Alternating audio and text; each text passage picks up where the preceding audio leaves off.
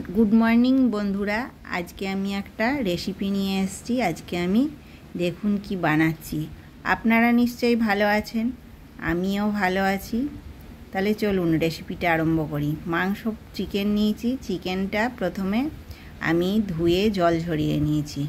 तारपरे आदा रसुन दिये दिलाम किछुटा। तारपरे दिচ্ছি ग्रीन चिली सस। एबारे देब सोया सस। सोया ससटा खूब बेशी देब ना, नयतो एकटू तितकुटे भाव हो जाए। एबारे देब अल्प करे ভিনিগার।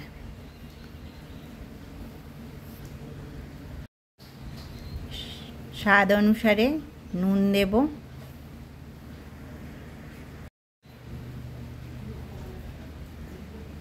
हलुद देब।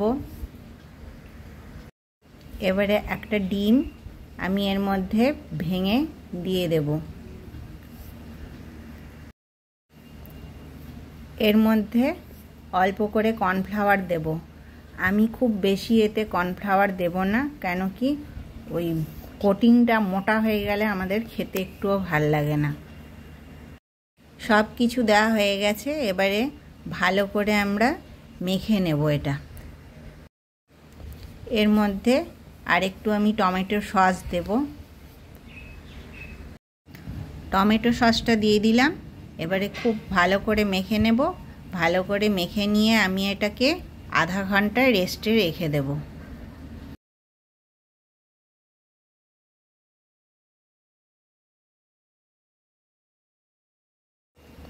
কড়াইয়ে তেল গরম করে নিয়েছি। এবারে চিকেনগুলো সব ভেজে নেব আমি। চিকেনগুলো সব ভেজে উঠিয়ে নিয়েছি। যে তেলটা আছে ওই তেলেই হয়ে যাবে বানানো। এরকম ডুমো ডুমো করে পেঁয়াজ কেটে রেখেছি। পেঁয়াজগুলো আগে দিয়ে দেব তেলের ওপর।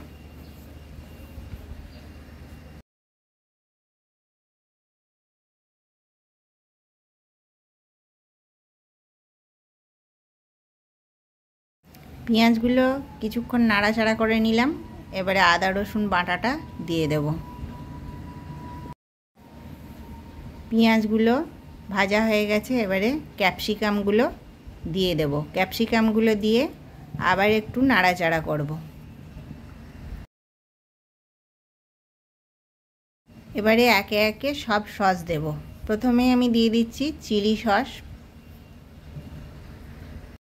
যেহেতু এটা চিলি চিকেন সেই জন্যে চিলি সসটা একটু বেশি পরিমাণেই দিতে হবে। এই জন্য চিলি সস আমি একটু বেশি পরিমাণেই দিলাম।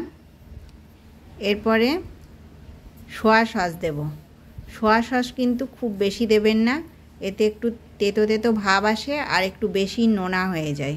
সেই জন্য ওটা মাপ করে দিতে হবে।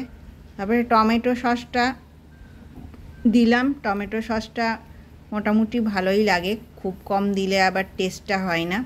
তারপরে সসগুলো দেওয়ার পরে আমি একটু ভালো করে আবার নেড়ে চেড়ে কষিয়ে নেব।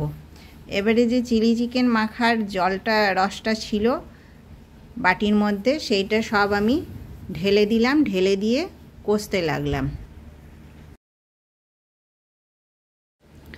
নুনটা একটু কম করেই দিতে হবে, যেহেতু সোয়া সস দেওয়া আছে, ফের চিকেনগুলোতে নুন দেওয়া আছে, সেই জন্যে নুনটা একটু কম করেই দিলাম। আমার এইটা ভালো করে কষা হয়ে গেছে। এবারে আমি জল দিয়ে দিলাম। জলটা যে যেমন মাংস নেবেন সেই মতনই দেবেন। তারপরে ভালো করে একটু নেড়ে চেড়ে নিতে হবে। এবারে কুচিয়ে রাখা কাঁচা লঙ্কাগুলো দিয়ে দিতে হবে। কুচিয়ে রাখা কাঁচা লঙ্কাগুলো দিলে একটা খুব সুন্দর টেস্ট আসে। এবারে ঝোলটা একটু ফুটতে দিলাম।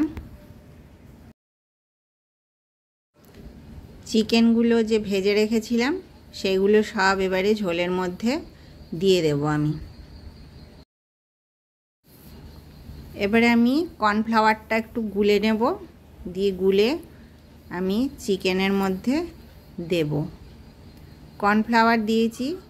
আর দেখুন চিলি চিকেনটাও বানানো হয়ে গেছে।